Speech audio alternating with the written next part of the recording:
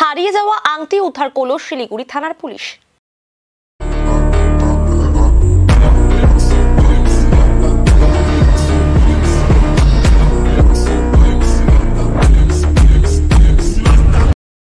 প্রায় ২.৫ মাস আগে শিলিগুড়ির SF রোডে এক প্রবীণ ব্যক্তির হাত থেকে সোনার আংটি হারিয়ে যায়।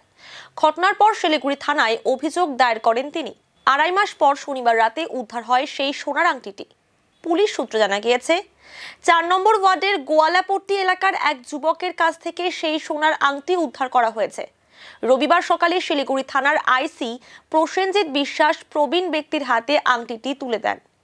২.৫ মাস পর সোনার আংটিটি ফিরে পেয়ে খুশি হন এবং শিলিগুড়ি থানার পুলিশকে ধন্যবাদও জানান প্রবীণ ব্যক্তি।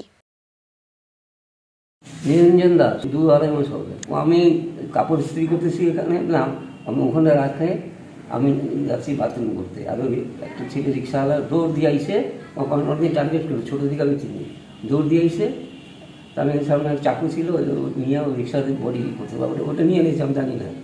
তারপর আমি গিয়ে দেখি যে ওখানে আমি বাক্সটা আছে, বাক্সটা দেখে বুঝে গেছি একটু ছোট্ট নিয়ে গেছে, তখন দেখি না। তো এই অনুযায়ী আছি। আর ২.৫ মাস পরে ২.৫ মাস পরে দেখা হলো। যখন নিয়ে গেছে সাথে সাথে বৃষ্টি ২টা-২.৫টার সময়, ওই সময় আমি জানি আর কৃষি পার্টি পুলিশ ছিল। তারপর আমি বললাম তো বললাম চলে যাচ্ছি স্যার, কালকে আর বলে দাঁড়াতে বলি। উনি একটা ফোন নম্বর দিয়ে দিয়েছে, তোমাকে আসতে হবে না, কোনো করেই দেখার দরকার দেখবো, ফোন করে দিই। আজকেই তো আমি কালকে জানলাম, ঠিক আমি উদ্ধার করে দেবো, ভালোই করবে। আমি হলো চুপ বিক্রি করে কোথাও খেয়ে চলে গেছে।